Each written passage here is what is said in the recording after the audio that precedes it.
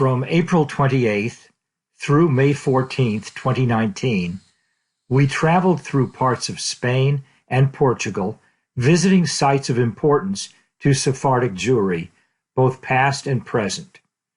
This is our story of Jewish Iberia. Our story begins during the High Holidays in 2018. We were attending High Holiday services at Temple Emmanuel in Denver, and we saw a poster advertising a Jewish musical Iberian cruise.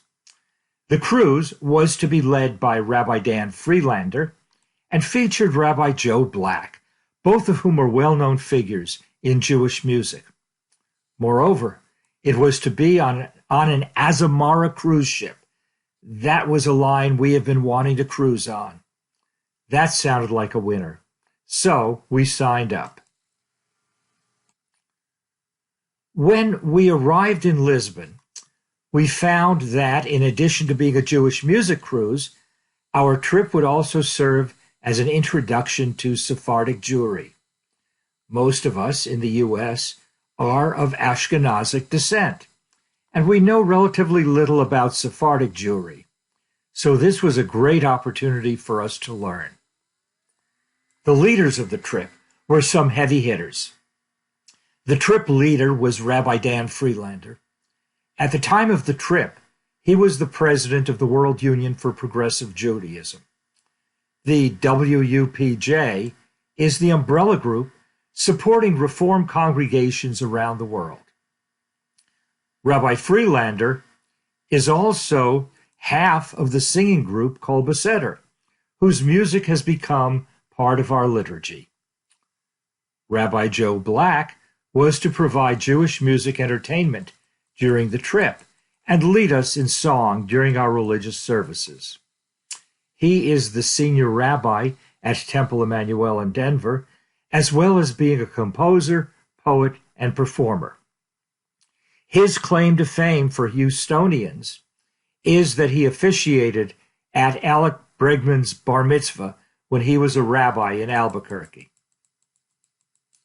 Sarah Arowesti is an American of Sephardic descent who has performed Sephardic music around the world.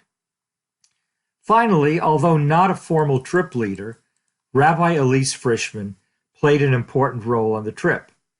She is the wife of Rabbi Friedlander and was the editor of Mishkan Tefillah, the Reform Siddur.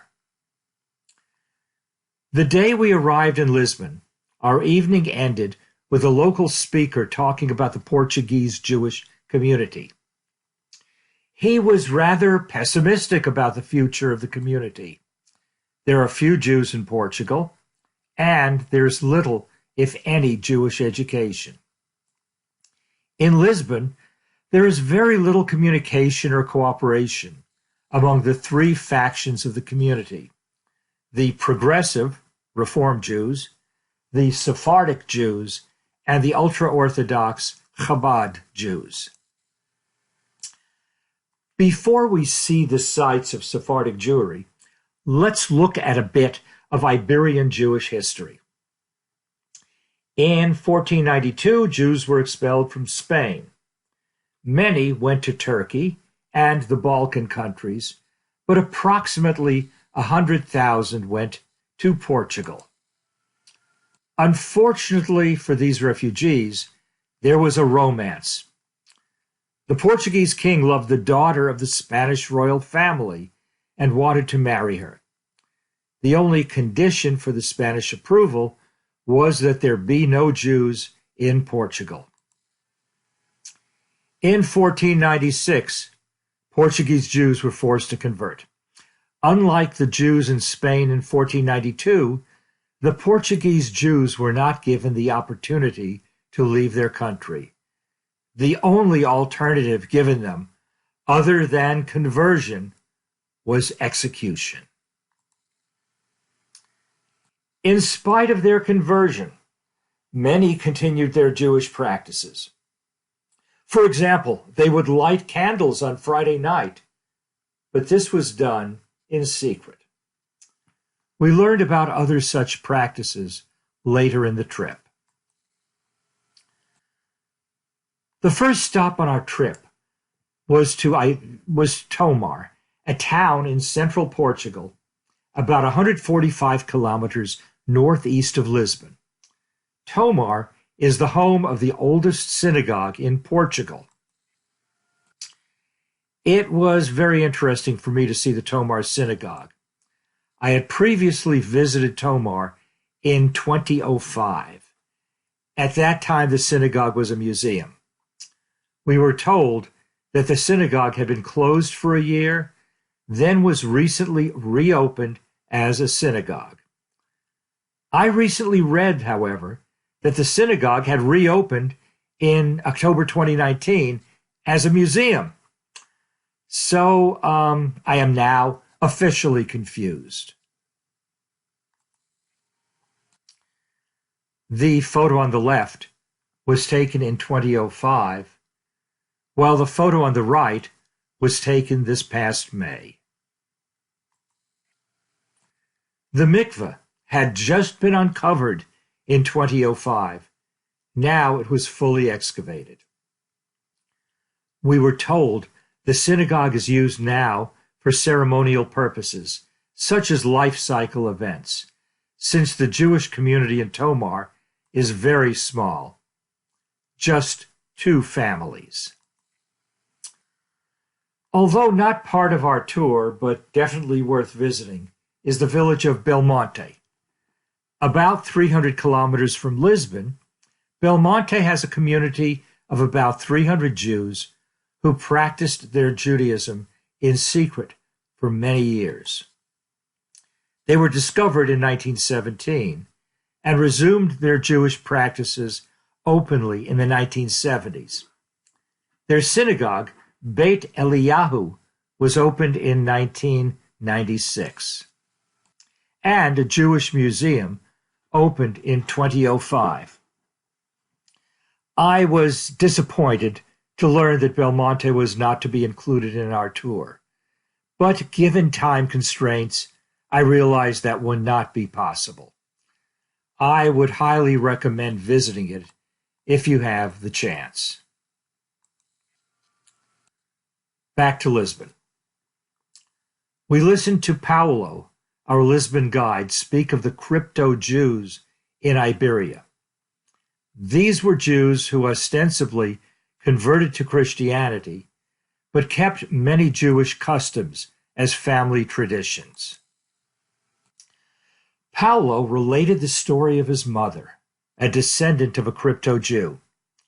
Her family would take out a deck of cards at the time of the Yom Kippur break the fast and spread the cards around the table. There would be drawers in the table.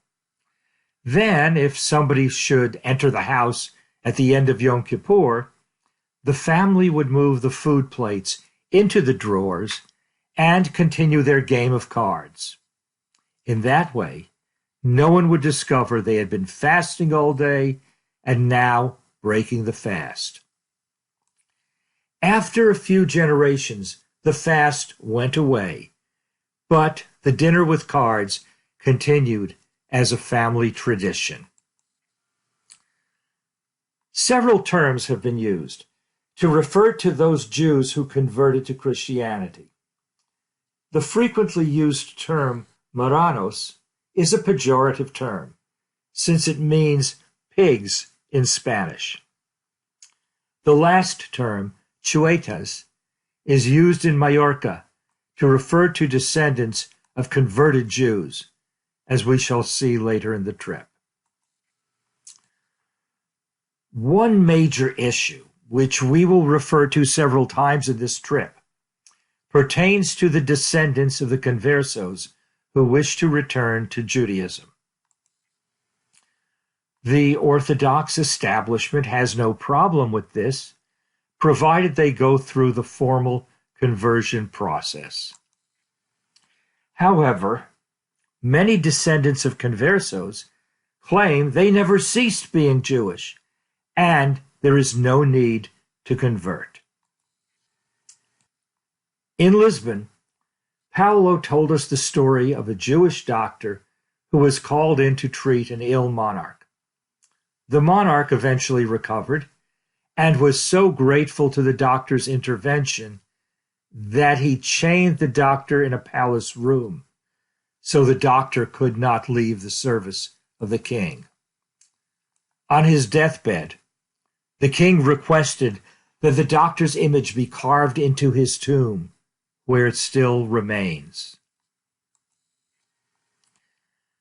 Paolo told us another story in which several thousand Jews were herded into an enclosure and slaughtered. At the end, only 40 Jews survived. Many were burned alive, while others were dismembered and hacked to death. In recent years, a memorial to these Jews was erected in a square outside a church. Unfortunately, it is continually being defaced by vandals. The next day, we visited a contemporary Jewish community. Congregation Ohel Jacob was founded in 1998 for conversos. Their ancestors were forced to convert to Catholicism in Portugal in 1496, but continued their Jewish traditions throughout the generations, even though they may not have known the significance of their actions. Many conversos considered themselves Jewish, even though the existing Sephardic congregation would not consider them as such. In 2011, a rabbi entered the picture for non-Orthodox conversion in Iberia, with a Beit Din, that is the rabbinical court that oversees conversion, constituted in Barcelona to assess the extent of Jewish commitment and Jewish knowledge of the potential convert. However, as we mentioned earlier, many conversos already consider themselves Jewish and see no need to convert. This has resulted in significant conflict between conversos and the Orthodox rabbinate.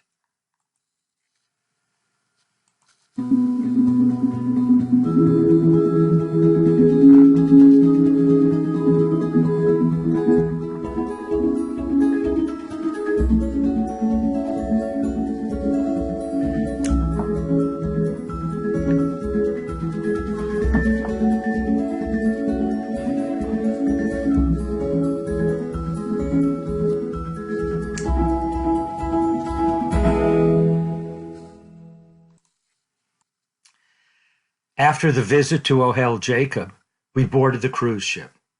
Here is the route of the cruise, starting in Lisbon and ending in Barcelona. On some cruise days, we had excursions specifically for our group, while on others days, we could sign up for shore excursions on the ship. We will focus on the excursions we took as a group, in which we learned more about Sephardic culture. After shore excursions on the first day of the cruise, we attended a presentation on Ladino music given by Sarah Aroeste. Ladino was the language spoken by the Sephardic Jews of the Iberian Peninsula, analogous to Yiddish, which is a combination of German and Hebrew and other languages such as English, but it's written with Hebrew characters. Ladino is a combination of Spanish and Hebrew, sometimes written with Hebrew characters, other times using the Roman alphabet.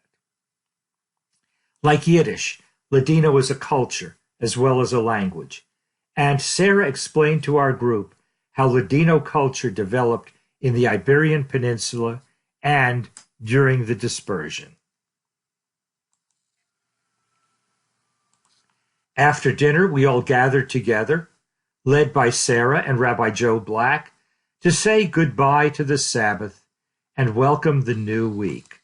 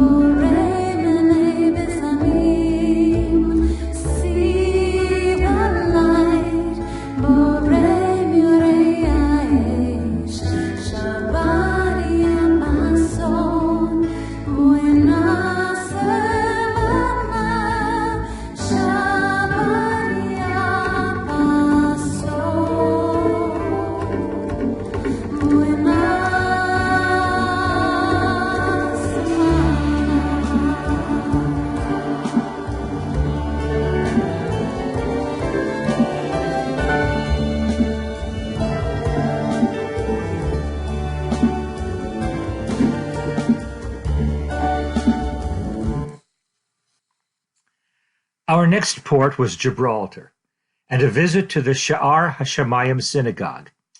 This synagogue was the first synagogue built on the Iberian Peninsula since the expulsion. Many aspects of the synagogue are symbolic. The 10 lamps in the ceiling represent the 10 Sephirot identified by the mystics. The 12 windows in the sanctuary, of course, represent the 12 tribes of Israel. When viewed from above, the roofline, when extended, reaches Jerusalem, and the crown on top of the ark represents the British crown. Today, there are 4 synagogues in Gibraltar, serving a Jewish population of over 700, most of whom are observant. The Jewish cemetery had not been used for many years. And no trip to Gibraltar would be complete without photos of the rock and the monkeys. Just for the record, the monkeys are on the left. Malaga, our next port, has a Jewish quarter, but very few Jews. Ibn Gabirol, here referred to as Ben Gabirol, was a famous Spanish medieval poet from Malaga. A major street in Tel Aviv is named after him. In the afternoon, on board ship, we heard a talk from Rabbi Chaim Casas. Rabbi Casas is on the right, Rabbi Dan Freelander is on the left. Born in Cordoba, Rabbi Casas is the first Spanish-born progressive rabbi. He received his ordination from Leo Beck College in the UK and presently works as a rabbi in France. He comes from a converso family that was forcibly converted to Christianity in the 15th century. His family had a slight memory of being Jewish at one time, and on Sundays his grandfather took him to the Jewish quarter of Cordoba, then to the cathedral, then for tapas. He founded the first progressive Jewish congregation in Andalusia. There was no establishment to oversee conversions, even though a significant number of conversos wanted to return to Judaism. Rabbi Casas made several points regarding Judaism in Spain. He mentioned, 1, we don't know what Spanish Judaism will look like in the future. 2, there's a small number of Sephardic Jewish communities that originally came from Morocco. 3, many Ashkenazic Jews came from Argentina and patterned their communities with those in Argentina. Spanish converts to Judaism have no Jewish memory. And as we said earlier, there are 3 communities of Spanish Jews. There's the North African Sephardic, the South American Ashkenazic, and the Jews by choice, who are often descendants of conversos. And finally, much discrimination against conversos kept the group endogamous. The afternoon's activities concluded with a concert by Rabbi Black.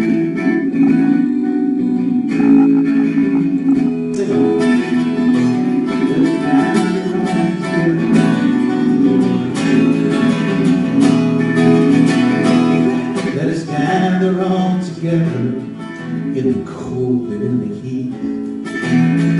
Think about the histories, cruel lessons won't repeat. Oh, we will not stand idly by and watch our values die. When we heed the call for justice, we are praying with our feet. Everybody goes like this. Hear our footsteps on the pavement and let them go in the street. Hear the longing of our hearts growing stronger with each beat. One of the goals of this trip was to participate in the delivery of a Torah to Congregation B'nai Sepharad, a progressive synagogue in Valencia. The congregation is new, only 4 years old, and did not have a Torah. Most of its members are descendants from conversos who rediscovered their Jewish roots and wanted to return to Judaism. They studied Judaism online for 18 months under the supervision of a rabbi from Israel, a member of the Hebrew Union College faculty, who then converted them to Judaism.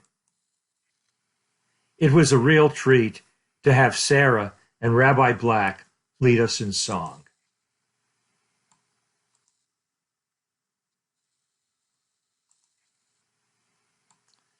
Following a procession of the Torah in the crowded room, the rabbi read an excerpt from the week's Torah portion in Leviticus chapter 19, sometimes called the Holiness Code.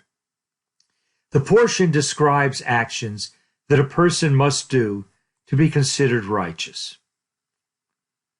By this time, it was 10 o'clock a.m., which meant it was 11 o'clock a.m. in Israel.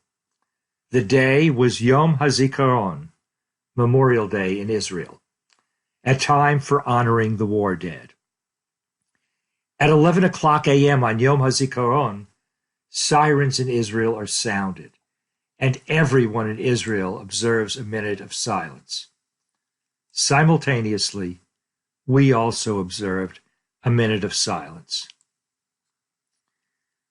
The entire service was emotional and intense, and many people were crying. The service ended, and we all joined the members of B'nai Sepharad for some refreshments.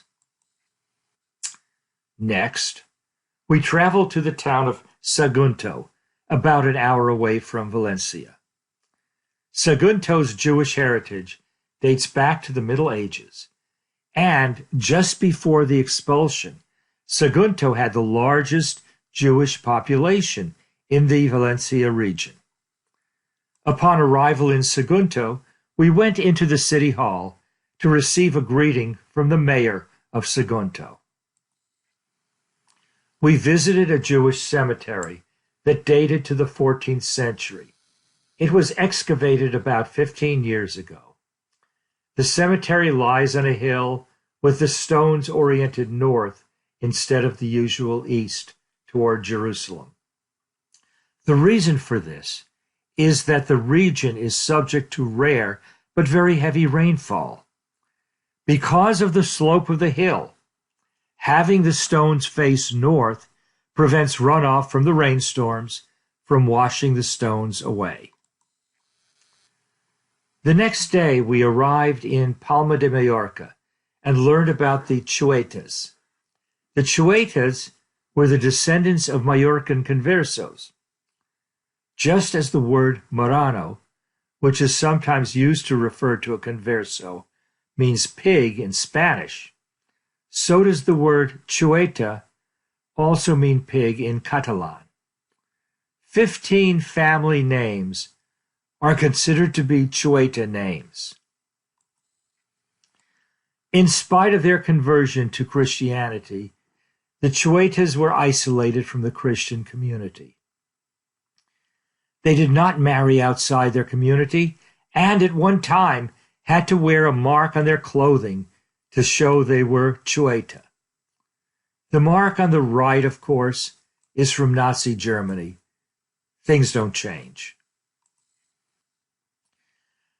A street plaque with the word Sepharad indicates the location of a synagogue.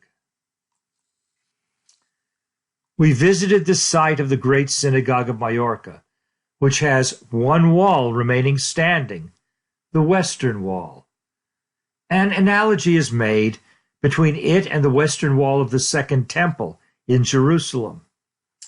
Just as is done with the Jerusalem Wall, it is now a common practice to leave notes in this wall as well.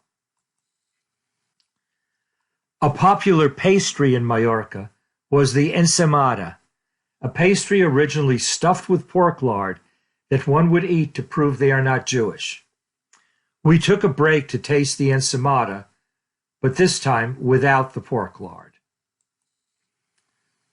We met Miguel Segura, the first Chueta to become an officer of the Mallorca synagogue. Segura told us that there are limited occupations open to Chuetas, and they cannot marry non-Chuetas. When he got married to a non-Chueta, his wife's family opposed the marriage and wore black to their wedding. He went on to say that there are 20,000 Chuetas in Palma, but most do not want to convert to Judaism. Segura did not want conversion because his family was forcibly converted several hundred years ago. He met with Rabbi Mark Angel, spiritual leader of the largest Sephardic congregation in New York, who said he did not need to convert. The dilemma now facing the congregation is whether to allow the Jews who converted under non-Orthodox auspices to join. After we left the synagogue, we returned to the ship. In the late afternoon, we attended another concert given by Sarah and Rabbi Black. After we disembarked in Barcelona, we attended Shabbat morning services at Congregation Beit Jacob, the only progressive synagogue in Barcelona. With a membership of about 60 families, they normally do not hold services on Saturday mornings, but with our group visiting, there were a sufficient number to hold the service. They do not have a rabbi, so the service was led by Rabbi Dan Freelander, our trip leader.